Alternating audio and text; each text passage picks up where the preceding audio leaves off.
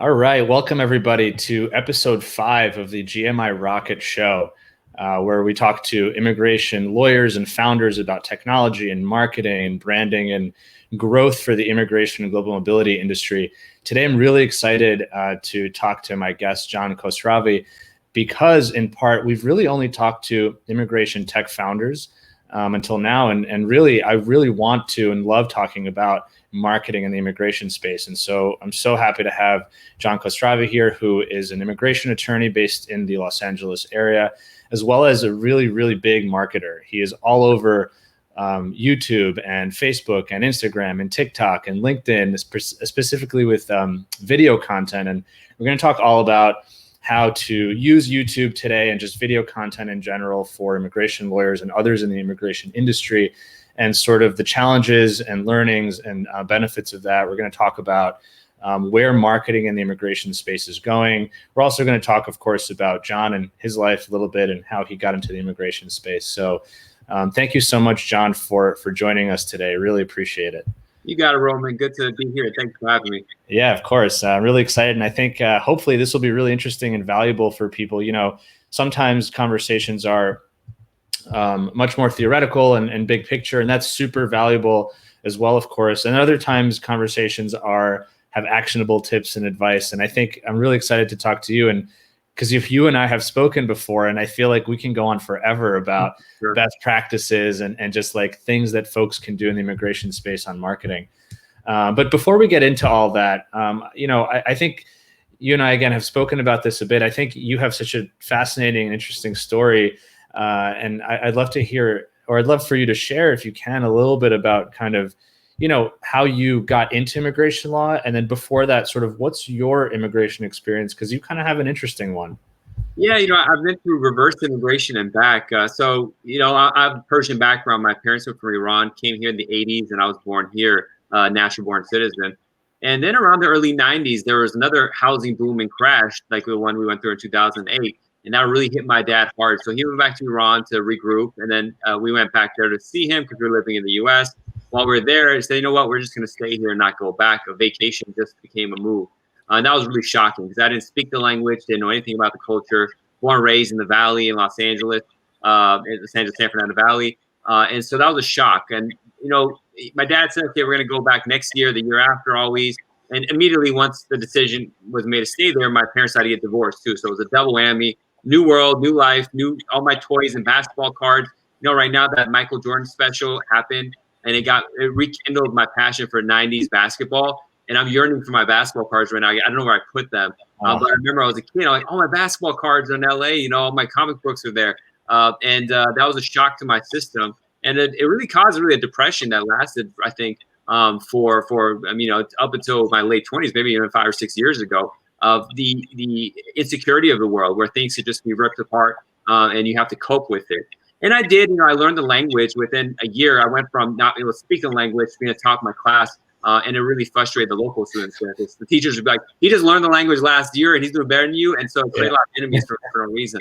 But eventually I was lucky enough to be able to come back to the U.S. and I moved with my mom. So I went through the opposite immigration path that a lot of my clients go through from Iran and just clients in general. So I know the difficulties of it, not necessarily with coming to America on that trip, but when I did come back to the U.S., I came back with a 4th or 5th grade English level and to passing junior high, coming in high school. In America, junior high, there's this adolescence that happens that I missed out. And so when I came back, it was actually right when the Bill Clinton scandals with Monica Lewinsky was happening. And all everyone talked about was sex life. And in Iran, the boys and girls are segregated, different schools. You don't talk about anything like that, especially in junior high. So it was such a shock to my system that we had like the most expensive chemistry sets. It was a public school I went to, but it had like all these, microscopes and all this stuff. We would sit in a laboratory and thousands and $10,000 expenses. And all people were talking about was who's hooking up with who and who's doing what drugs. And I was like, wow, America's kind of like falling apart. How is it Iran's education is so good? The country's a mess, but the U.S. is so strong, but education is in shambles when people don't even care. That was a really shocking aspect when I came back. It just popped in my head right now. But I worked on adjusting and finding who I am as a person, my identity. And that really goes to marketing, because if you know who you are and are comfortable with who you are, other people will do the same. Now, some people are really good charlatans that put on a mask. I think they call them psychopaths or sociopaths. They're very successful. Usually they become politicians and presidents. You know, so there's two aspects: the faking it to making it, which works well for a lot of people. But I found, you know, if I'm gonna, you know, put myself out there, I know who I am, and so, you know, I do live videos. People sometimes say some crazy stuff, and if you're not comfortable with who you are, you can really go off the road, you know. So the number one thing in any of this marketing, branding stuff we're going to talk about is know yourself first of all, and be comfortable with who you are. Because even if you make a lot of money, you're not going to enjoy it. Even if you have a lot of clients, you're not going to enjoy it until you're comfortable in your own skin, which it took me 30 years to be. And, you know, I look back now, that's why I was like, wow, it was a prolonged depression that I had, because I'm so happy and calm in my own self that I was like, how did I go through my 20s not being like that? And I'm sure most people are the same. If not, most of the people in their 40s and 50s I meet are not the same. I can tell now because I've been through it. I've had that experience. So I can identify that in other people. Not to say I'm better than them. It's just that I went through it and I forced myself through it because I saw, you know, there's a better way of living. And that made me comfortable enough to go in front of a camera because I was very shy and insecure who I was. So I would have never thought, you know, when never thought I'd be doing this and doing videos and everyday talking live. When, you know, Roman and I did a video, one of these recordings on a panel a few weeks back, and the number one feedback I got is your information is great, but you talk way too fast. so I'm trying to slow it down now, but this is a consequence of my speaking again, being shy. Being able to speak properly in front of camera is something I have to work on really hard. And when I get excited talking about the stuff we're talking about, it kind of goes off the wagon, and then that too. And I start running with it, or I slur, or my speech, or I don't finish my sentence properly. But I get excited. But it's, you know, it's a conscious thing. And I know a lot of lawyers are people who are good at academic stuff, education stuff, may not be the most social people, may not be the best at talking publicly, or maybe shy about it. And even my own students, I train other lawyers to do this kind of stuff. And majority of them are uncomfortable hearing their own voice. And I share that I'm uncomfortable too. But in the day, you won't get what you want to be, where you want to be, without feeling discomfort. And the great thing about that is if you're feeling uncomfortable and other people are, most people are not going to move forward, which means the path you're going has less competition. And so the less competition, the greener pastures you get. And everyone else who's shy and too embarrassed to be in front of a camera, well, you know, they'll figure out some other way to make money, make a living. But it's such an easy way to be in your bedroom and shoot a video and get a, you know, a marriage green card case, a removal case, or, you know, sell some product. It's really a golden age in the future. You're going to look back at this like, wow, there's nobody doing this. There's only like a handful of people doing this. And they were just soaking up, everyone just watching and too shy to do it. Like, wow, you know, it's kind of like they say buying Microsoft stock or Apple stock in the 80s or the 90s. And you look at what it's now, or Amazon 20 years ago. That's what it is right now. So it's an amazing place to be in, and I'm happy to talk about it, whatever kind of questions you have. Yeah, absolutely. There's so much to unpack there. You know, thank you for sharing that. As a note for anybody watching, please leave some comments. You know, John and I are going to chat for a bit at first, but I'm seeing your comments. We're going to get to them. We're going to answer your questions, etc. I want to just, before we kind of move forward with the discussion, I did want to unpack one thing. You know, you mentioned that it took a long time for you to kind of get more comfortable in your skin and really get to know who you are. Did getting to know who you are come before you got on camera, or did it come sort of while you started to experiment with, you know, getting on camera in terms of either LinkedIn videos or YouTube videos or immigration videos or something like that? Like, how did that timeline happen? It happened before. So, you know, I got, you know, a sense of who I am. And then over time, what really was the final thing that got me into doing video was twofold, threefold. One is being comfortable enough that I know what I'm talking about. And so I had insecurity about going and saying something wrong.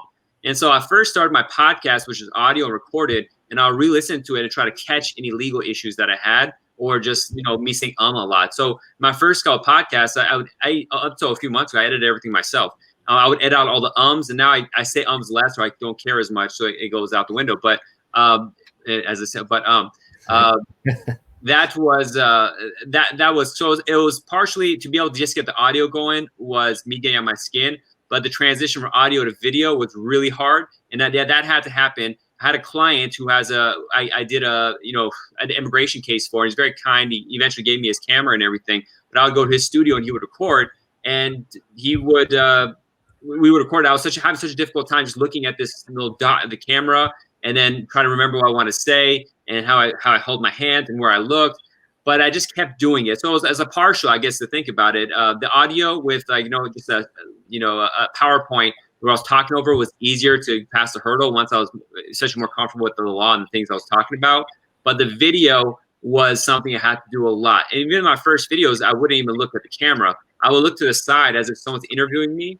And because by looking at the camera, it just made me too self-conscious. And I was thinking too much about it, overthinking it. And then eventually I went from looking to the side like I'm talking to somebody interviewing me to eventually looking at the camera. And now every day I have a half hour, 30-minute live show. I'm just staring at a camera and talking. There's Q&A stuff I scroll through, but I just had the 100th half an hour live episode of Q&A I did. So that's 50 hours. Thank you. 50 hours of material plus hundreds and hundreds of clips that come from it.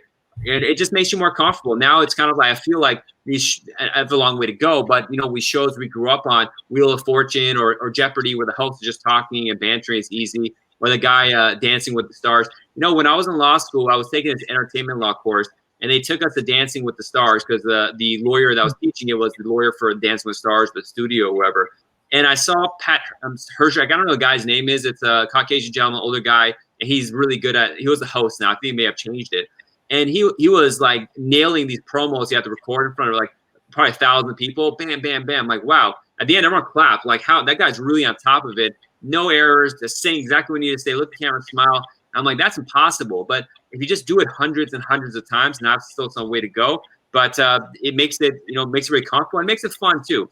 I have days, I've been doing it for over 100 times now, where I just I'm tired, I'm sleepy. My kids literally sleep at night. I didn't eat right. But once the camera turns on, it's like the old Larry Sanders Show. If you watch that, it's just, hey, everybody, if you haven't seen the Larry Sanders Show, it's so spectacular. It's a spectacular show. But this was a comedian. It was a sitcom of sorts on HBO. It was like the Jay Leno or Letterman or something like that. It was like behind the scenes. And he would have crazy things happening behind the scenes. But once that curtain went and the camera went live, everything was smiles and he was saying his routine and he was on. And that's what you have to be. But it becomes easier to do. I'm surprised it happens even when I'm so tired and the camera lights go on and I'm like, hey, everybody, I'm John Khosravi. I have to talk with your daily Q&A. Just I turn it on and it goes. And it's not fake. It's me, especially when you're talking half an hour. It's hard to be fake for half an hour. So it just comes real and you get better at it. The banter becomes easier. The jokes become, hoping to get more enthused, comedic even to make it more fun. For people that don't even care about immigration would want to watch into it. So we get a crowd of, 30, 40, 50 people between the various social media live, which is, a lot. I'm surprised it's that many people. And it keeps the questions going. So it's a lot of fun. Yeah, it's funny. You think about sometimes getting 50 views of a video or 200 views of a post, and it might not feel like a lot, but I always tell folks, imagine you had 50 or 100 or 200 people in front of you in a room. That would feel like a big crowd. Yeah. So think about that. If you're lucky to have 1,000 people view your stuff or 5,000, that's incredible. But don't be disappointed by a video or a post or something that gets 50, 100, 200 views, because that is still you reaching a substantial. I mean, think about it. A panel on ALO or any other kind of organization. If you have a panel there in front of 50 or 100 people, that's a pretty decent number. So I always think about that. Let's just repeat that and get into that, because that's one of the main reasons people give up, because they'll have like 100 views of their video. That is tremendous. Nowhere in history, most people, back when we were kids, back for the internet, there are very few people that are famous that could grab attention and very few public speakers that people would listen to. It just wouldn't happen. And so even if we wanted to, it'd be hard to get 10 people to show up to listen to us. And so having a crowd of people that will listen to you and engage, 5 people even, let alone 10, 50, put aside 1,000, it's never been done in history for masses to be able to do this.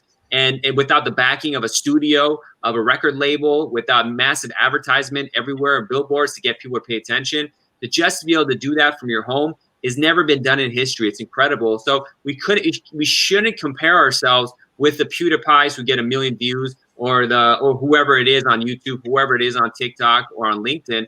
Literally having 10 people read what you wrote is a game changer. And if you're an immigration lawyer, if you have 100 people looking at what you wrote, and let's say you have 5 posts, each get 100 views, 500 views.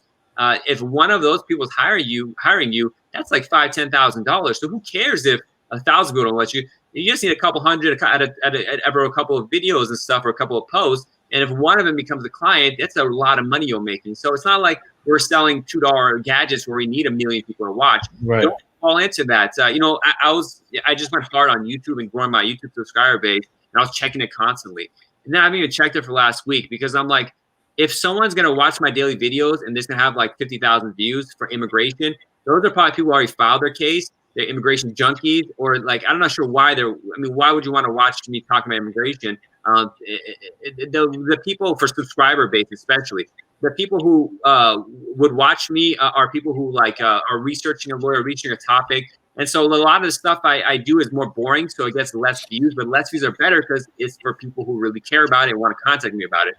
The most views get stuff that are newsworthy. What did Trump do today? When I had my podcast when Trump came, every time I put Trump's name in the title of the podcast, it would get twice as many views. Now, I would play that game, but I'm like, these are listeners. These are people agitated by Trump who just want to see what's happening. Yep. That's not my core audience. And so you lose sight of core audience when you chase subscribers and numbers.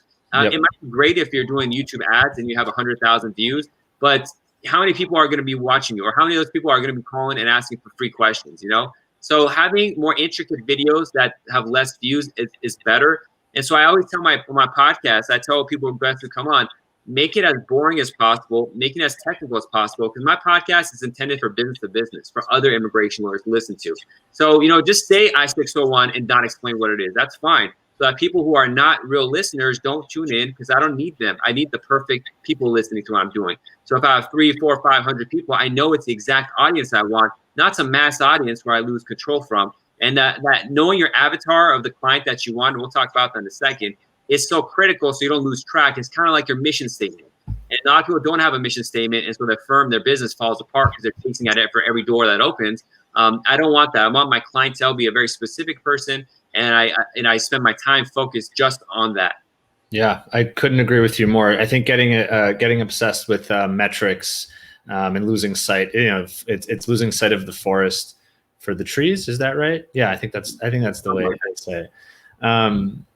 So, before we get into that, I'm just curious, and I think maybe it would give a little bit of insight into how did you get into immigration law? I'd be curious to know, because right now, not only are you an immigration lawyer, you're also a resource for immigration lawyers, which is where a lot of your, marketing prowess, your YouTube, and your expertise in all these other video-based platforms comes. How did you get into immigration law, and sort of what was it that you used to grow your immigration practice? Because I think the reason I want to ask that question is because we can come in here and just start talking about YouTube and metrics and marketing and stuff like that. But it's always really interesting for me to hear about your why and sort of the reason you are where you are, because that's probably what you always come back to. And so maybe that could translate really nicely for folks listening. Yeah, it's kind of interesting. You know what? I went to law school in 2006 to first get into real estate because there was a real estate boom. But I was, studying finance and economics. I got kind of bored of law school when I was there. And I started studying finance and economics, and I saw the bubble that was popping. It's like, oh, this kind of grows. Actually, I'll be honest, I'll back it up. I was going to law school because I wanted to study constitutional law, because I was amazed at what the founders created in the Constitution, the Federalist Papers, and I wanted to have the same education they did. But once I entered, I said it was the boom in the real estate market. That might be the place to go to, because I quickly realized constitutional law doesn't really exist, in the sense that no one follows the Constitution. It's even before Trump, everything's on a whim, and it's about who has power and money and that kind of stuff. Very jaded. I was a poli-sci major and stuff, but I was very jaded. So I'm like, okay, put constitutional law aside, real estate. Studied real estate track, and I said, oh no, a crash is coming. So I let that go, and I started studying finance. I'm like, oh, it's so interesting. I caught this. What are these boom and bust cycles and stuff? So I started studying that. And by the time I graduated, I didn't even want to do law. It kind of grossed me out. So I was doing investment, and I graduated right at the bottom of the market. So within a couple months, I made as much as I would as a first-year associate at a medium-sized firm, not a large-time firm. And the great thing is, when you invest and make money, you get taxed at a much lower rate than if I made that as income from W-2 income. So I realized the games that are played and why the rich get richer is because of the taxation system that we have and all that. And being a lawyer is not a wise financial decision, because your professionals don't get any benefits taxation-wise. So 2 years I did that until the easy pickings were gone. And the amount of studying I had to do to be investing was so tremendous, it played a toll on me. I'd wake up at 4 or 5 in the morning to catch the morning papers, the Financial Times, Wall Street Journal, read everything. And with Google, you could do Google Translate. So I'd read every foreign newspaper that came out from China, from India, everything. And so I was just reading nonstop to a point where I was kind of losing my mind. all this information was coming in. I was finishing a book every 2 days. So I was reading like 100 books in less than a year, probably, or more books than that. And it was just overflow. So I went on a vacation. I came back. And I said, okay, it's about time I found a job because this investment stuff is risky and it's just too overwhelming for me. I need a team, and I didn't have a team or the patience to start one. So a family friend of ours contacted his former paralegal, and he said, I have a lot of Iranian cases I got there doing EB-1A, extraordinary ability cases, EB-5 and immigrant investor cases, and marriage cases. And I needed them to translate, birth certificates and stuff. I need a translator. And so she's like, well, John, you lived in Iran going back to where I started. When I learned how to read and write Farsi, I always knew I was going to come back to America. So there's no point in me learning it that well. But I enjoyed the language. It's a beautiful language. And it's one of those things, if you're going to do something, do it the best you can. So when I learned the language, I said, I'm going to learn it in a great fashion and learn how to speak it properly. And just as I say speak it properly, I felt my English was not grammatically correct there. But, and so I went to translate, and I was translating magazine articles for EB-1A, extraordinary ability, all that kind of stuff. And I told the lawyer, I'm like, listen, and this lawyer was, he started in the 70s, 80s at the time. He was one of the original immigration lawyers that came out of Los Angeles. I said, and he was a full solo too. And I said, you know what, just let me do the legal work. I'm a lawyer, and you could just kind of relax, come in, sign the G28s and that. So for 2 years, I did that. And throughout that time, I gained a lot of knowledge on how immigration law works. But it wasn't the best type of knowledge. A lot of us copying what he did instead of reading the statute and the CFR regulations, which is something very important. I want to say, if you're an immigration lawyer, go to statute. Don't just copy other people's cover letters. It works most of the time, but you can't become a great lawyer until you know the statute and the cases and AO decisions, all that kind of stuff. But, in those 2 years, I wasn't able to bring one single client. And I tried everything. I have foreign background. My mom's best friend is on television, Iranian television, on radio. So I was trying to get clients from them, nothing. But what happened after 2 years is I'm like, one is I want to run the office my way, which was different kind of hands-on experience with clients. Because you got to imagine, this is the person, my boss was a great guy, but he practiced for 30, 40 years. And immigration plays a toll on you over years of this experience. And it's going to a fight every day, essentially. And so, but I was green, I was fresh, and I was like, I want to engage my clients, I want to do this and that. So we're coming at two different perspectives. And I realized this isn't, the future I want to take myself with my firm or my professional growth. And also the way I wanted to market was to go on the internet, because I found this person going to clinics, speaking free here, going to churches. None of it was working for me. It just wasn't connecting. And he said, no, we can't have a website. He has such a referral base. He's like, websites just gonna have people calling us, wasting our time. And it makes sense for him because he had thousands and thousands of referrals coming in all the time, but not for me. So eventually I got so tired and I started dating my wife. She became a lawyer and she had gotten a job as in-house counsel. And she said, at the time, she was my girlfriend. It's like, well, we have to move in together. I'll pay the rent and you just go and start your firm, do that. And I said, okay, that's perfect timing. Let's do that. Well, 2 or 3 months go into that situation. And my wife and I are on a flight to go to Seattle to visit my mother-in-law. And as soon as the plane lands down and we go off airplane mode, she has a message. She worked for a multinational corporation in-house. They had massive layoffs and she was let go. So they said, well, don't come to work on Monday. We're going to ship your stuff to your house. And so all of a sudden we're like, okay, we have no income. What are we going to do? So that's when I was like, I got to figure this out. And so I watched every single, program they have. ABA had CLE sections on marketing. Super Lawyers had it. Everything that you could possibly sign up for. Every newsletter you could sign up for. I read all of them to see what they're doing. Bought every video. I brought every book. I'm not just marketing for lawyers, marketing for other fields. And I just studying how to do this. And I'm like, okay, first I made the website. I was going the blog route for getting a lot of articles for SEO. And I realized SEO is such a complex game. It takes so much time. It's not fun for me anymore. So I did that briefly. And in keywords related to Iranian clients, for years, I was the #1 search result in anything you do on Google. I had 3 or 4 different spots between videos and my websites and my pages on the Farsi Iranian page. But that case it was good, but 2 problems emerged. One is, it's a clientele needs a lot of hand-holding and expects a lot for free. And so we can't make a business out of that a lot of the time. Then you're also Iranian because they assume like, oh, we're one of you. And everyone here who's, has some foreign background or some neighborhood kind of thing, people that are like you, they always want to just ask it. So it's not just unique to Iranians. It's just everyone's always like that. I get that same. I have a French colleague. She says, French people call me. They expect me to do it for free. It's just the nature of how human beings are. But the other aspect of it was, I'm kind of losing track on saying this kind of stuff. The travel ban started kicking in. So it became more and more difficult to do Iranian cases. So I saw the writing now, and this was during Obama's time. He would all the blueprints for the travel bans against Iranians started under President Obama. So I realized I saw the writing on the wall, and I said I have to diversify and have to get through that. And so a lot of it is the diversification process, where now most of my clients are Canadian, Australian, and Brazilian, which is a cool thing. But one thing, I wanted to get myself out there in different ways through media, and I said let's do voice, because there's less people doing it, and I don't have to talk on a camera. And it still took me years. It took me like 2 years to get the courage to do it because I was so shy about it.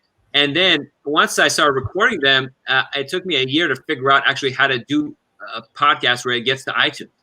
And it's just a matter of copy pasting a line of code. But every website I went to, every training I went to, I couldn't figure it out. And that's one of those things I wish I'm like this now. I'm taking tons of courses and paying a lot of money, tens of thousands of dollars to get the most cutting edge information. But at the time, and it's the experience everyone has, like, what if I pay this person to do it and then it doesn't work? It's wasting my money. And so I wasted a year of life where I had these podcasts ready to go, but not posting them on iTunes, which is the biggest place that people watch a podcast and listen to them, because I just didn't want to pay somebody to do it. And so that was a negative mindset that I really broken off. And if you could pay someone to do it, just to have them do it way quicker, it's an investment. Think about it like that. And so the podcast really started because I want to do a lot of investor-based EB5 cases. And I thought to myself, I just launched my firm just yesterday, essentially.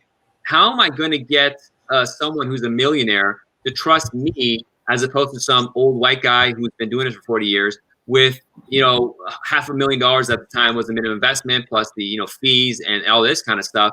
I'm like, well, if I have a podcast that's recorded every month in perpetuity, when they search my name, they're going to say, well, this guy's not going anywhere. My money's not going to disappear. He's been doing this podcast consistently. It's not like he's a fly-by-night just popped out of nowhere. So my initial mindset was, I just have material to show I'm here and I'm here to stay, and I know what I'm talking about. And so I started that. I started the podcast with the really intent for the public, but I quickly saw that my biggest audience was the immigration lawyers, or law students who just became immigration lawyers, even people who were practicing for longer than I have. And so my audience is a mix of people who have been immigration lawyers for 20, 25 years, who email me, say, I love your show. I learned so much from it. Because things change so quickly too. And, we're such a small group of immigration lawyers. We deal with this battle every day. Having some place to talk about or hear about it's really fun and interesting. And also, once I started the podcast, I realized it's a great way to create my space with the immigration lawyers community. So although I'm a newcomer in here, I mean, I say this humbly, but I'm pretty much within the community now one of the most famous immigration lawyers there are, because everyone sees me and I'm constantly putting out material. And so I started the Immigration Lawyers Toolbox, which is a training program, and I'm recording stuff with the top immigration lawyers in the field, and they're taking me seriously and coming on the show and doing stuff. I interviewed everybody, like top people, Kurzban and Schuster and all these people, and they're happy on the show. But it really creates your place and of recognition.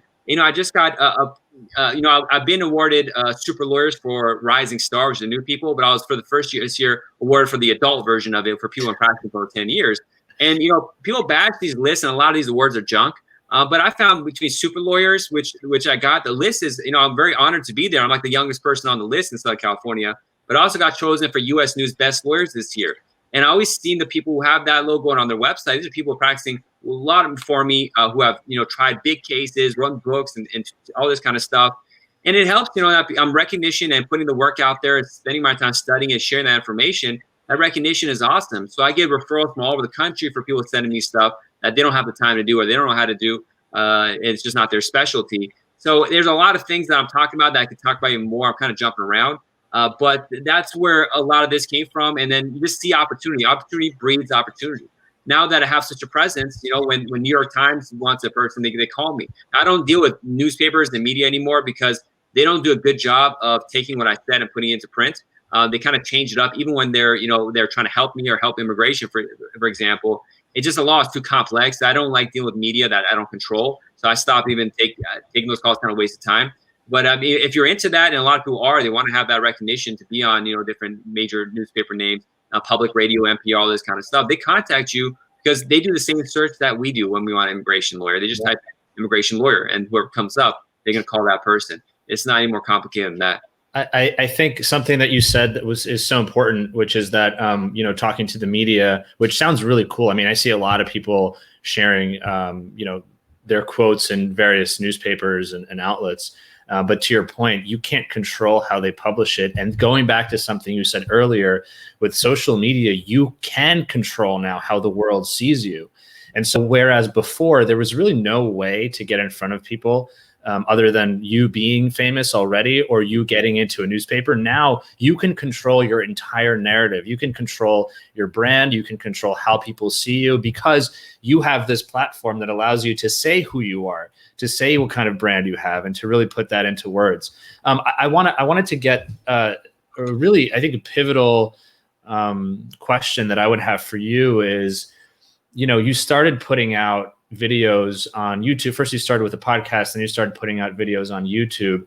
And obviously now it's very clear that you're out there all the time. You have a daily show. You answer a lot of questions. You have information for both immigration lawyers and, of course, immigrants and folks who are looking to somehow come to the U.S. or have immigration questions. Did you have that pivotal, aha moment where you're like, holy crap, this works and I have to lean in super hard? And if you did have that, can you talk through that a little bit? Because I think recognizing that pivotal moment for you probably was really interesting, but maybe telling people what that was can have them look back on their career and what they're doing from a marketing standpoint and say, either have I had that pivotal moment already, but I haven't really focused on it? Or if I haven't, what should I look out for?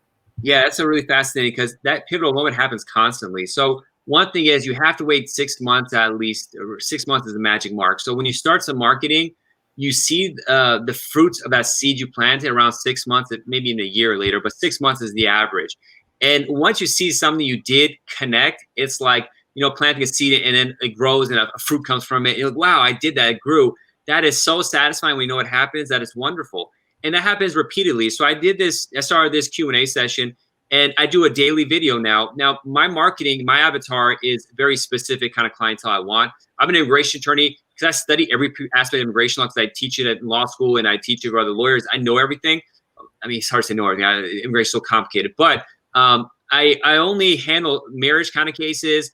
At L1, that's really cool. Or an EB1A extraordinary ability, that's really cool. So I'm really picking on those. But pretty much marriage cases is the bread and butter of the office. But the YouTube channel gets a lot of people. I want all sorts of different things that I don't do.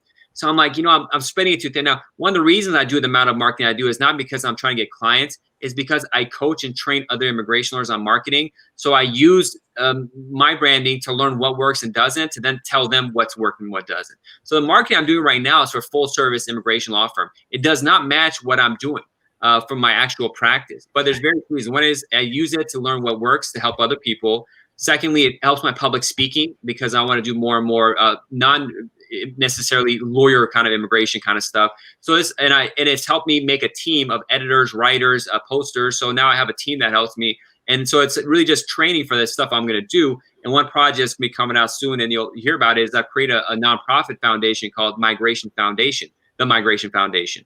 And one aspect of it is I have, people writing news stories, and we're going to do video news stories about the migration experience internationally and how that's affected on different ways and historically, all that kind of stuff. But I have a team now because I did the JQK Live. I have multiple editors. I have multiple writers now, and I have a team. And so that, every time I do something, it's not one reason. There's always at least has to be 5 different reasons before I take something on. So there's 5 different things that come out of it because a lot of times 3 or 4 of them are not going to work. So you have to, have multiple stuff going on. So one good thing remains from it.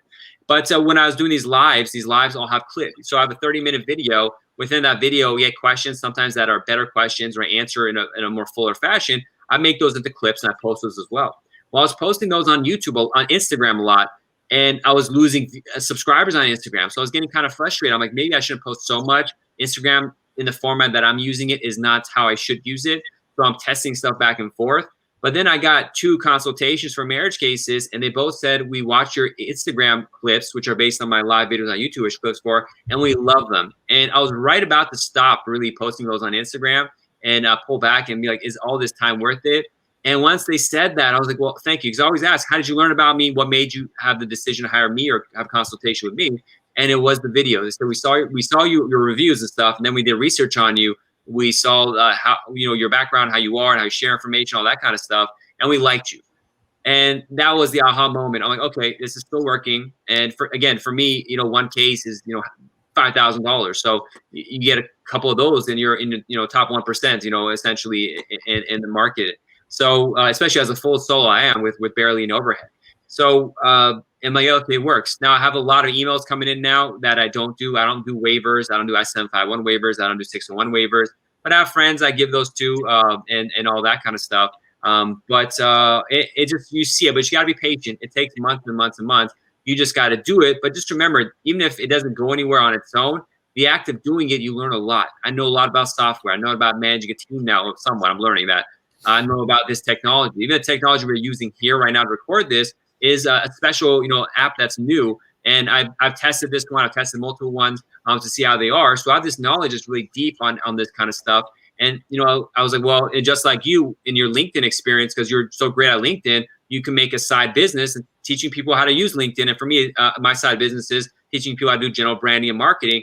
And so everything you learn could be, repackaged and make it into a second offering. Because, with COVID-19, and right now I have a secondary monetary revenue. If my law firm closed, if Trump stopped immigration, I can still train lawyers on how to do marketing, because then I can stop bankruptcy. Then I can stop real estate agents from doing stuff. Yeah. And I know how to get it. It's not just the skills that we're using here. It's not immigration specific. It's not even law specific. It's service-based specific, even products. And so if you know how to do that, then you're set in this new global economy, and you can always, get yourself out there and show a product. It used to be infomercials. You have to spend a bunch of money every night and have those posted. Well, it's free. It's YouTube. You could pay ads for it and get stuff too. It's even cheaper than going on television, and it's much more directed. You go to the audience you really want. And so I haven't done paid ads or paid, focus kind of stuff, but it's something I'm going to get into. I don't think it's wrong, but that requires a lot of study. But I just do free organic kind of stuff, and it works for what I'm doing. I'm the same as you. I get a lot of inquiries about paid advertising for LinkedIn, and then of course for some other platforms. And I have tried it. The ROI was non-existent. LinkedIn ads were actually quite expensive. LinkedIn ads, LinkedIn doesn't care about small people. I think they make most of their money on people finding jobs or something. Correct. So they'll take advantage of the explosive sales they could have if they open up properly to other channels. But they just make money off one thing, and that's their target audience. Yeah, and just to have a small point about LinkedIn from that perspective, on the one hand, you're right, they're not really focused from a platform perspective on individual content creators like myself or yourself or others. But because of that, the algorithm. Go ahead. There you go. I know what you're about to say. Yeah, exactly. I was going to say, but because of that, the algorithm is so favorable to us that the organic content is what gets in front of so many people. You don't get this kind of reach on LinkedIn, on Facebook, or on Instagram anymore. You truly need to put out a ton of content, be really consistent. It's so fast here in terms of growth. To be fair, though, it depends on the kind of work that you do, right? LinkedIn is a lot more traditionally B2B, although obviously, as you know, there's always a huge benefit of having a broader network on LinkedIn. But the point is that, why I love it so much is that it's such a green pasture in terms of the algorithm and the early days of it, just sharing your stuff with other people. Yeah. If they open it up to individuals like ourselves advertising, then we have a rush of people who are really good at using the algorithm, and they'll be doing their advertisements there, and it will crowd us out. And that's exactly the reason why it's so good for individuals. Because the large players who could really dominate that paid game, which then pushes everyone else out too, like they did on LinkedIn, on Facebook, don't exist yet. I'm sure they're going to open it up, but we'll see. TikTok is probably going to be purchased by Microsoft, which also owns LinkedIn, and so we'll see which direction they take that. The TikTok, unfortunately, it was Chinese government related, all that kind of stuff.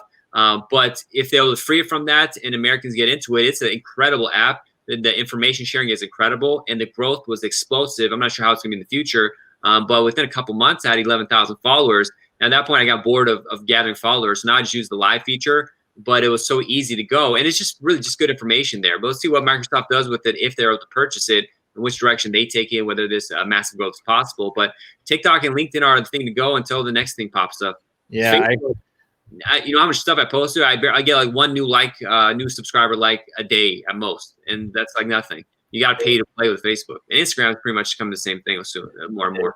Exactly. And, from a YouTube perspective, YouTube is the second biggest search engine after Google.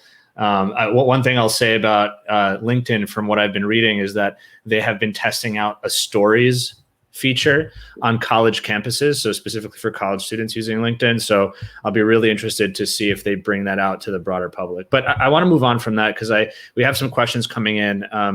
I want to get to some of these questions before we kind of talk about, maybe a couple of tips or tactics from you, and perhaps that will be from some of these questions. And also, I'm just curious to hear about your thoughts on the future of marketing. So we've got this little bit of an immigration related question, but Neelima asks on LinkedIn, how far are we away from a merit-based system? What are the pros and cons in terms of immigration practice there? Now I know this is more speculative, I suppose, but what are your thoughts on that? I don't have to speculate because I've speculated in the past, and in such a political question, you never know. So I can't say how far we are. Immigration is so politicized, and the thing is, they could pass it, but the devil's in the details. One thing we always see with immigration, once they pass the rule, even the people that wrote it in a specific way, in practice, how it actually comes out and how the bureaucracy carries it out can be completely different. So we never know how this stuff's going to work out, or how some BI decision is going to reinterpret something. So I don't know how that merit base is going to happen. And so I don't know, because I don't know how it's going to look like. The pros and cons are hard to say. There's always going to be a need for an immigration lawyer because there's always an individual involved. And I was talking to a friend of ours actually yesterday. He has an immigration software program. Unfortunately, his name escapes me right now, but he helps corporations do streamline this stuff. And I think it was one of your guests too, Roman. He was Northern California. I can't remember his name, but we're talking. Romesh Badani. I think, yeah, Romesh, yeah. Yeah. But, that has a place. He's doing corporate kind of technology for corporations that the HR could get involved in immigration. It has even forms programs involved in it too. Very interesting stuff. But there's always an individual involved, and so individuals let it go. Now, this is really important that I want to share. My family had multiple types of restaurants in the past. My stepdad is an Italian chef. And so he had high-end Italian restaurants that were expensive, and they did really well.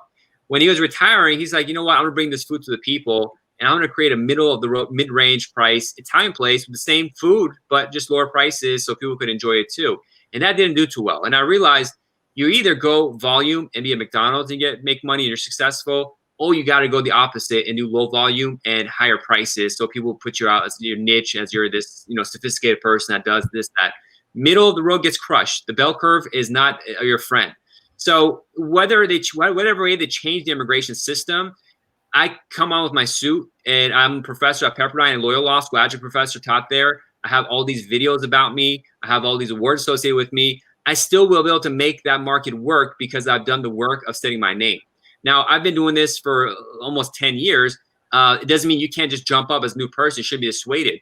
The people I compete with for clients right now are the people I was like, wow, like when I heard their names in the immigration game, I'm on the same playing field as them. And I was doing that 10 years. I have to work hard and think about it and develop my brand for that. But the point of what I'm saying is not to toot my own horn. It's just you could catch up, but you just got to build your brand. And that's why it's so important, and distinguish it. Don't try to be too cheap. Don't battle on the price aspect. Be who you are, and put your brand proposition, your value proposition, so people know who you are. And whatever the new system is, you're going to make it work, because individuals need an immigration lawyer at the end of the day. And if that pie is even smaller, you just got to, make sure you get some of that pie, which is possible. But also, create side businesses, which is what I do. It's always important, because at the end of the day, there's ups and downs. There's things that come and go. So although I think in the immigration game, I'll always be able to make money, sometimes the amount of money I want to make may not be possible. So I'm not just trying to make small money. I'm trying to make huge money. But at the same time, I don't want to scale and have a large firm. I'm not interested in running a law firm. So I can make a lot more money, but I have to have a couple of associates, which I don't feel like doing. So that's why I always, if I'm like that large money, I have to think of alternative ways. Yeah. But again, go back to your question, you got to carve out your space and you'll be safe. Just make your name. When IKEA came and knocked out all the furniture makers by having, good quality, cheap kind of stuff, they didn't knock out those high-end Italian, couch makers or chair makers. They still sell a chair for $50,000 and they're doing just fine. Mm-hmm. So either you go IKEA, Walmart, or you go really high-end. Starbucks selling coffee that's 20 cents for $5 and they're still making it. But those middle-of-the-road coffee makers or mom-and-pop ones are getting wiped out. So you got to always remember, don't be in the middle and stake your claim and build your brand on whatever it is, either at that high-volume, low price or at the lower volume, high price. It could be a high volume, high price too. Yeah. That's the ideal. Yeah. No, that's a really interesting thing. And one thing I'll add to that is, maybe this is probably about a year old, but I was at an Access to Justice event, and they were saying that if I remember the stat correctly, 70% of the theoretical immigration market is unserved, meaning that 70% of people who need immigration support don't get it, either from like the low end and nonprofits or something like that, or the high end, which is a law firm. And it's weird to think that any law firm is a high end, but there's a huge population in the middle who sort of DIY or something. Yeah, there's huge technology coming that can even help them. I'm kind of old school. I do everything hands-on myself, but that concierge service is not needed by everybody. Yep. So we have our friend Jared Jaskow is making an app for people to be able to communicate through a bot, and that cuts down on overhead by having a bot do it instead of a person, which means they can potentially lower their fees and get the clients to want to share the information. All this technology, especially younger people coming up that could use it, it makes it easier and lower costs for them to access it. So one thing is I'll be more worried about not the rules changing, but it's more about how technology is going to affect things. And so it will affect things, but again, you have to have your brand. And another aspect is what these bar associations are going to do. In California, it seems eventually they're going to open up the bar and anyone can practice, or anyone, lawyers could partner up with non-lawyers. And what you're going to see is, I'm a great marketer in the lawyer community, but once those sharks come in that are really good at marketing, I'm going to look like a chump. I'm going to look a little kid compared to them. So once they open this practice up, where a lawyer is going to, partner up with somebody who's a great marketer. A Gary Vee just gets in the legal business all of a sudden, or the immigration law business, Gary Vaynerchuk, then, it's going to be a completely different game. That's one of the reasons I say get in now and get your place in. Because one thing Gary Vaynerchuk always talks about is like, I got into email marketing when no one was there. They were laughing at me. But because no one was there, some kid that had a weird haircut could, make a bunch of money selling wine, if you know his background history. Now it's not possible to just open it up like that. So that's one of those keys. They're going to open it up. It's going to be more competitive, both for marketing and just the bar itself. So you got to have your place and develop your brand and your connections and what you do and what you don't do sooner rather than later, and stay focused on that. So it was really hard for me when I started, because I would get cases where people would pay me for other stuff, and I said, no, they're going to hand me, $5,000 a month retainer just to do employment law. I'm not going to do that, because I'm an immigration lawyer and I do this kind of case. And then I said, no removal defense anymore, no asylum anymore. Even though the money was coming in for those, I'm like, I want to focus more on, international investors, international, extraordinary ability people. And then the marriage stuff, I wasn't too much into at the time, but now I'm more and more into that. And I really enjoy helping the couple. So that's what I did, a pivot on that. But you just got to say no, and you'll make a lot more money by saying no to 100,000 now. I'm saying yes to 1 million later. And it's really hard. That delayed gratification is really, really difficult. And that's really the reason why we have a staggered society. And not really the reason, it's a major reason why we have such a difference between have and have-nots. The delayed gratification is really important when it comes to investment. Now, there's all sorts of inadequacies in our system and fraud and stuff. That's a major reason for inequality. But nonetheless, for the regular people who go from middle class to upper middle class, lower high class, that is delayed gratification. The high end stuff to me is all crooks, really. But yeah. Yeah, for sure. We've got a lot of questions too, and some of which are really kind of relevant to that. So Andrew Wilson asks, do you prefer succinct posts or longer articles to reach people? Now, I think these are probably more written versus video, obviously, but I think we can even translate this to video. Do you like more of or do you prefer doing longer videos, or are you cool with doing 1 to 2 minute snippets? That's a battle I have, because I like getting to the point quick. And I don't like having a long drawn out intro that says, hi, before I start, like, subscribe. And I do that nowadays because it works. And also my law firm here, and like wait till the end and I'll tell you what you need to do, and drag it on for 8, 10, 15 minutes. Now, these social media sites like that because it keeps people tuned into their platform. So the algorithm promotes them.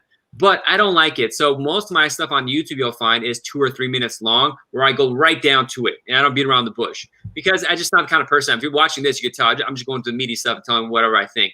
And so it hurts me. I would be much better if I dragged it out for 8 minutes or had a much longer post, but it's just not me. Maybe if I get help for that, if I'm writing articles, someone else helps me write it and writes it out, makes it longer, that's better. But for video, I just have a hard time. Even when I was doing law school exams, for law school, you have to like really analyze stuff. And I just go straight to like the point. I was like, okay, I think it's this, this, and this. And it wasn't wise because it hit my grades, but I didn't feel like writing all that kind of stuff. It just wasn't in me. And I realized, like, I got to stay true to who I am. And I don't want to get good grades in law school because I'm not trying to go to, O'Melveny & Meyer or whatever kind of firm. I'm not trying to be an associate at a big firm. So I stopped giving a damn about that. And so you got to be the kind of same way. Do what works for you, and the people will find you, because the market is so big on the internet. The algorithms will eventually find who you are if you just do it consistently. So if you have a lot of short articles, they'll find you. Now, if you just do 3 articles, no one's going to find you. But if you have 100 short articles one of them's going to find one, which is going to go down the rabbit hole and get more and more views, and it'll snowball on its own. The other thing I'll add to that is, number one, from a video perspective, and this I think is what you do as well, you can record a 30-minute long video and then chop it up into smaller ones. And so you can't create a bigger video out of small ones, but you can create a lot of small videos out of big ones. Yeah. I think the same thing, from a LinkedIn perspective, if you're putting out, or any platform where you're doing written content, long form articles are, if you can get someone to read the whole thing, that is a loyal follower.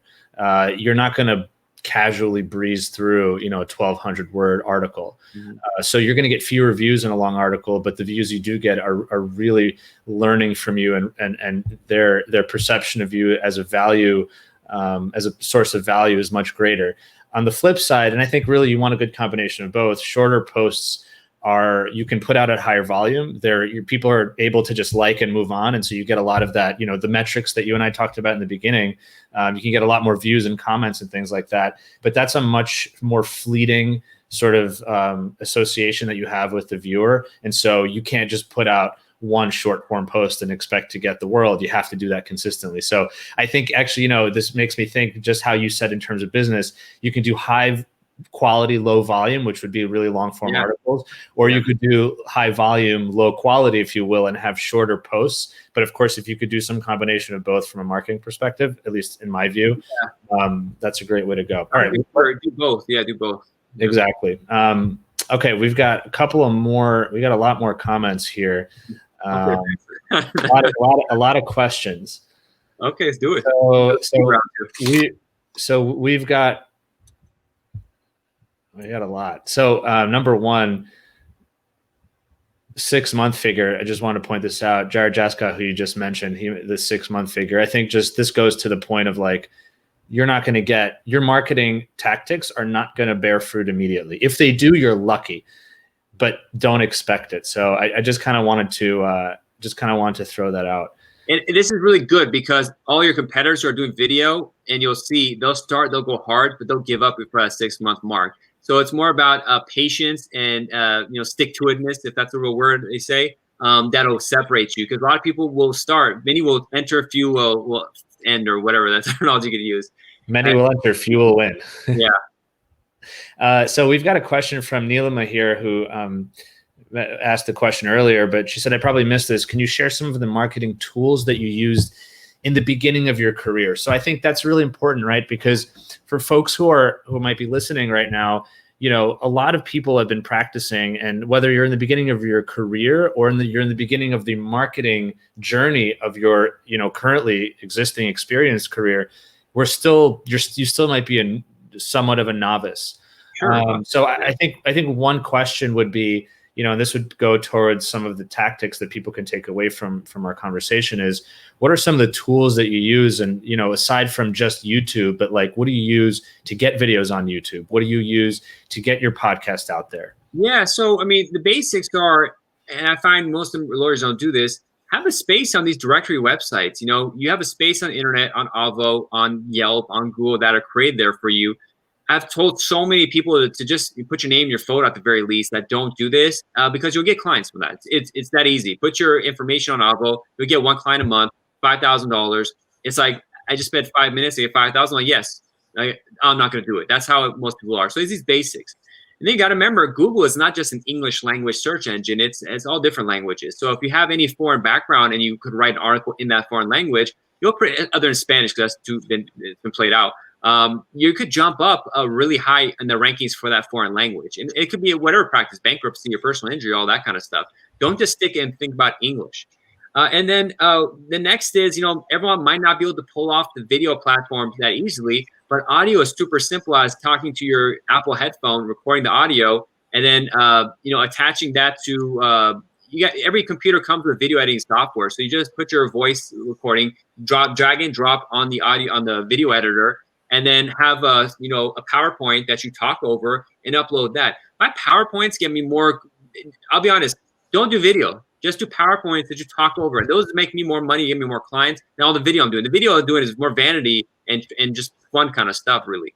The stuff I did about the national interest waiver, when I'm talking in a very monotone, boring tone over what the NISDOT standard was and what the new standard is, That gets me more NIW emails than anything, or talking about EB1As or marriage cases, all that kind of stuff. Fiance. So just go for the basics. The stuff I'm doing you don't have to go. So don't get overwhelmed by people who are really pushing it. If you go to YouTube, there's people that have 50,000, 8,000 followers. Not needed. Most of those people are not going to hire them. They're just news junkies. And so just do something. And uploading is just, use the editor that comes to the computer and press drag and drop the video there, then drag and drop the final product onto YouTube, put a title on there. That's it. That's really it. I think a great, to take that a little step further, in order for you to just do it, you have to be okay with not having, NPR podcast quality audio video right away. You'll get there, but the reality is, and this is kind of what you were saying earlier, the grass is still so green for immigration lawyers in the US and truly around the world. I mean, I talked to immigration lawyers. I spoke to a company in the UK recently. I worked with a company in France.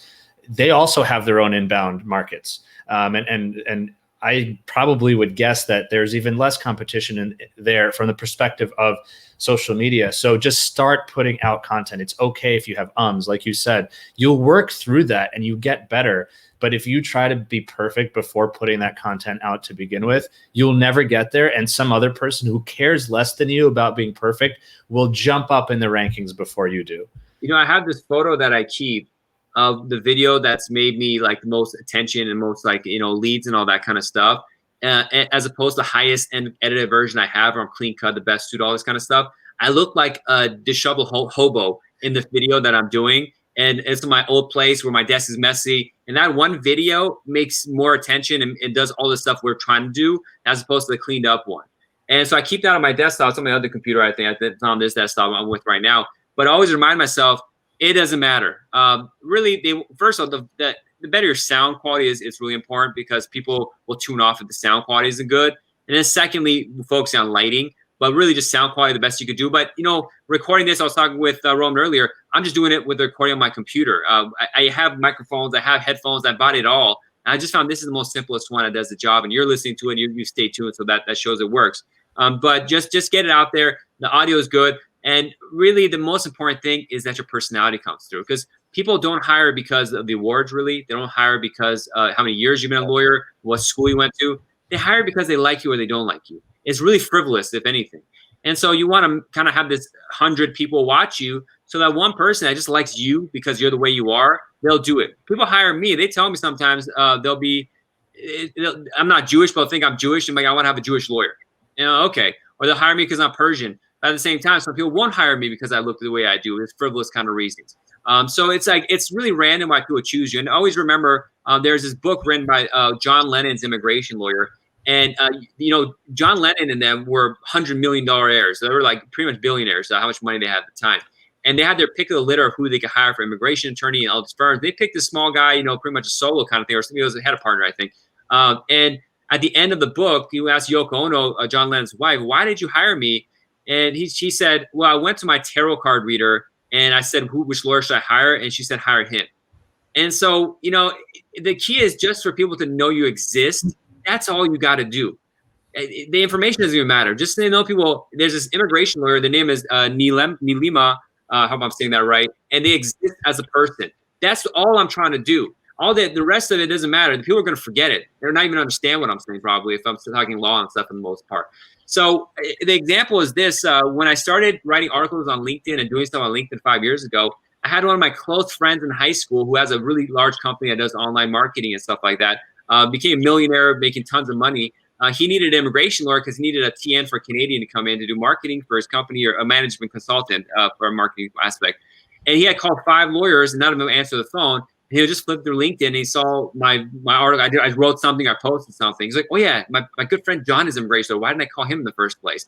And so my close friend, who would normally think call you first, couldn't even remember I'm an immigration lawyer to hire me. And what got him was just to remember, oh yeah, John is an immigration attorney. So that's all you're trying to do.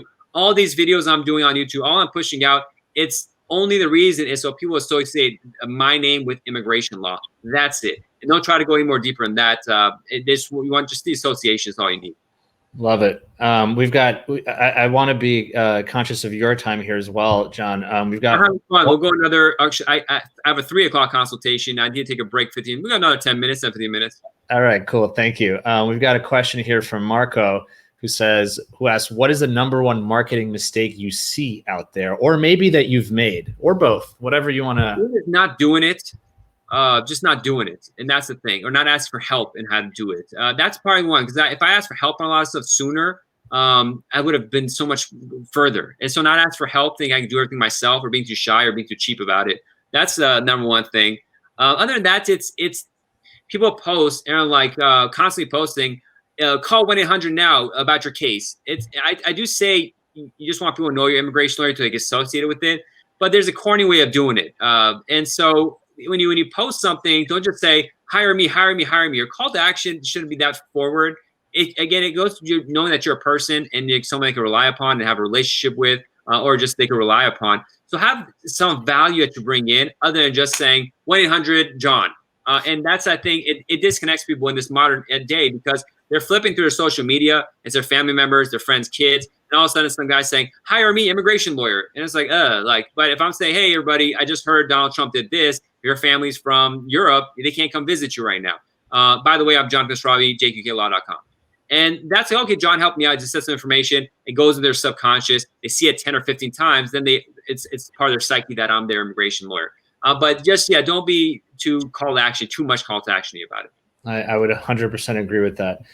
So, just to have your kind of last comments here, my one question to you would be, what do you see in the future of marketing for immigration lawyers? So I think the near distant future is maybe more on TikTok and, I think more video.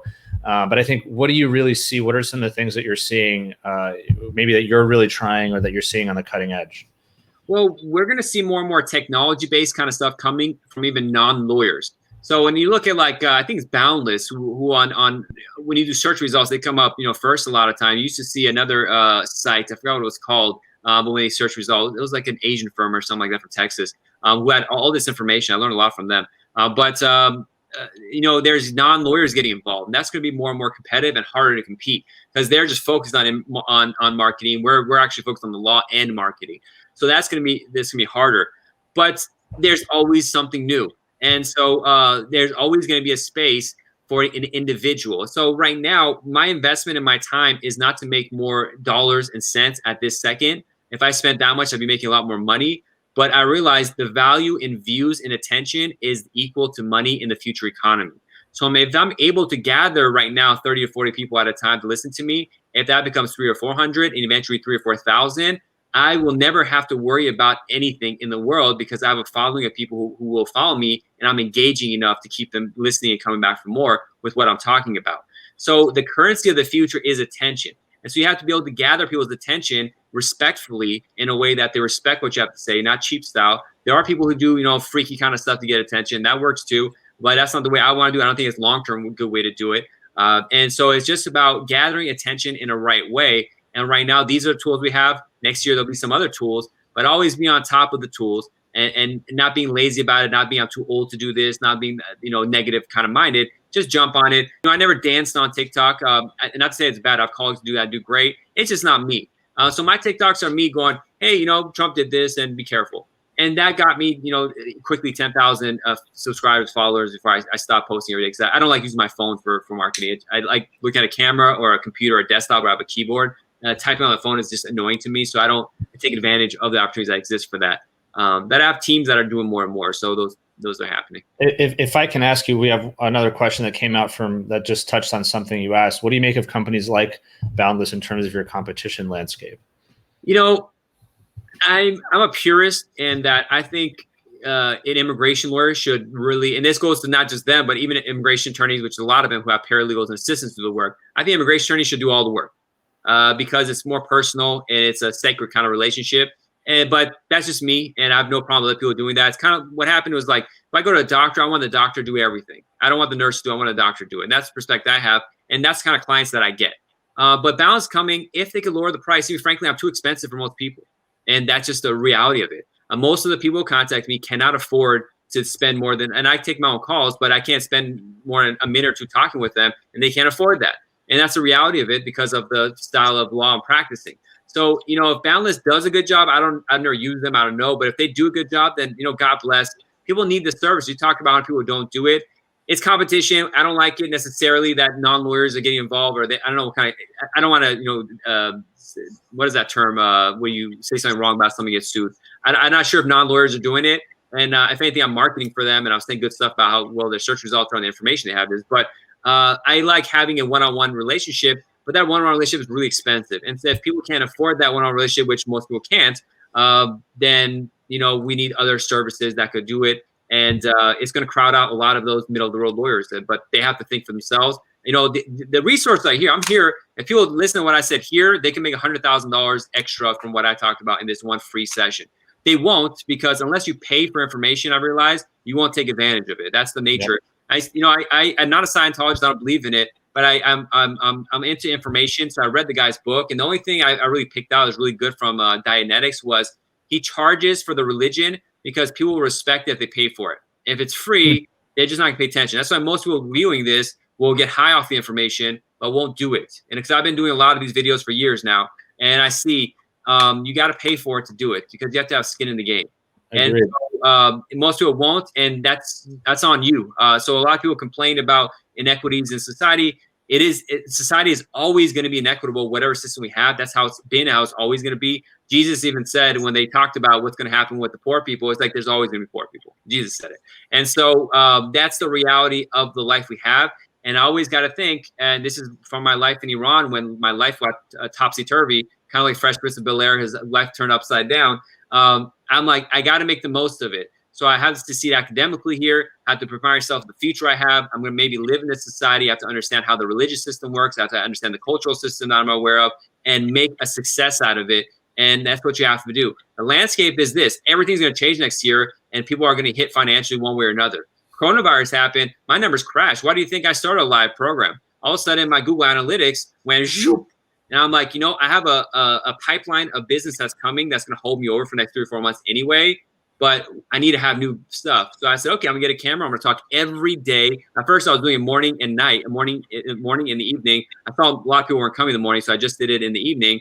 And I did it every day and every day and every day. Now, not only that, once I got a team together to help edit and stuff, I increased the amount of toolbox material I put out there for training lawyers. And now I have a migration foundation, which is information, and a news source. I'm going to compete with CNN. I'm going to put them out of business with the kind of reporting that I'm going to do. Well, it's really niche reporting on immigration, but whoever the competitors are in that space, I'm going to do that too. But the resources are out there. You just got to do it. And I have 2 kids. I don't sleep at night, and so I know how it is, you know. So, but it is what it is. So yeah, no, for sure. Well, you know, thank you so much. To end this, you know, I'm starting to do this new thing where I want to ask a fun question. So I want to ask you this one question, and for the audience here, we haven't prepped this. I mean, it's not a very big. Yeah, I hope I can answer it. Go ahead. What would, if money was not an object, you know, if money didn't matter, what would be the craziest way you would market your law firm? If literally you could spend billions of dollars marketing yourself, what would be the craziest thing you would do to market? Really, I would do exactly what I'm doing. I'm going to get into Google and YouTube ads. And so I'm studying how to do that and preparing the groundwork for that. I would just push that maximum. I'll kind of do what Ty Lopez did on Facebook, where you would just inundate with it. But, you know, the immigration space can be annoying because it's such a small clientele base relatively, but I'll do that. The problem is with my marketing, because I don't have a staff to handle that kind of stuff, it's always limited. But the short answer is I would just push Google ads, YouTube ads, and Facebook ads. And yeah, those 3, maybe even TikTok ads in the future. But that would be it. So it's something I'm going to do in a smaller scale, but I just go ramp it up really large and then have to hire a phone team to handle the calls, which I don't like to do. I like to take my own calls. So then I go away from my mission statement. But generally, the short answer is just the same I'm doing, just paid advertisements to go hard on that. I'm going to push you on this one a little bit. So if you had unlimited money, all you would do is put Google ads. Here's what I was thinking. I was thinking like put your face on a SpaceX missile because you know everyone's watching that. So yeah, thinking about me more than the firm though, because then or your firm, yeah, or the firm name. Yeah. Yeah, I mean, no, it's not good because then you just have random people, and I'm going to get a bunch of anti-immigration people calling me and cussing me out. But if it's someone who's searching for an immigration lawyer, how targeted, it's terrible that Facebook, Google, and stuff know everything about us and they suck up like all our information. But the plus side is if you're a marketer or advertiser, you know exactly who your clientele is and who to get. And these Google Pixels where they could track you and trace you, it sucks for liberties and all that kind of stuff. But again, for marketing, you get in front of the people who need you instead of mass audience. Like television nowadays, we flipped. Ever since I was a kid, I was like, every commercial on TV has nothing to do with me, other than some chips or some games and toys when I was a kid. But I'm like, I'm sitting through this. Those people are paying for my attention, and I don't even care. So the way we could do marketing, paid marketing now, which is so succinct, and it's complicated though. You have to do it right, so you don't blow a lot of money. That's why I say if I have unlimited money, I just jump on that. I got money to blow. Right. But that's why I'm being nuanced because I tried Google Ads and I lost a lot of money because I didn't do it right. So I'm doing my homework, and it takes time to prep everything I need to do because once they have to go into a funnel system, your funnel, and then you have to have capture the email address, have news prep responses that go. So I'm writing all those up. It takes time, but that would be it. Yeah, I think those kind of mass. I don't like mass marketing in that sense. My live is too much. It's at the peak of what I would do with mass audience marketing. Wise words. Thank you. Well, John, it was such a pleasure. I know that we've had so many comments. I didn't put them up all on here, but Michael Smith, Jay Mogul, Neelima was on here, Marco, Abhit, like so many people. Thank you all so much. Tracy, Elham, everyone, Rob Brown, everyone said hello and showed their love. So appreciate you all. Yoni, Charlene May said, good input about chasing subscribers and content. Amar Allo said, hey guys, great discussion. So we've got a lot of really great comments. Thank you all so much. John, always a pleasure chatting with you. I always learn from you so much. It's motivating. I need to go out and put more stuff out on video as well. So appreciate your motivation here and all of your really great information. Awesome. Yeah. Thanks for having me. I had a lot of fun talking about this stuff. I can't stop. And I like to help people too. So it works out. Thank you, Bowen. I appreciate it. Yeah. Thank you too. Thank you. Appreciate it. Bye-bye. All right. Thanks everybody for joining. Next week we'll be back. I know we were 4:30 p.m. this time, but sometimes it happens. It's my show, so sue me. Once in a while, it'll be a little bit earlier, a little bit later. But anyways, thank you all so much for joining. Appreciate your comments. Appreciate your questions. Please reach out to me if you have any questions. If you're watching this and we're not connected yet, connect with me on LinkedIn, on Facebook, follow the page on YouTube. I'll drop a comment with the link to the YouTube video recording of this below if that's interesting to you. And have a great rest of your day and great weekend.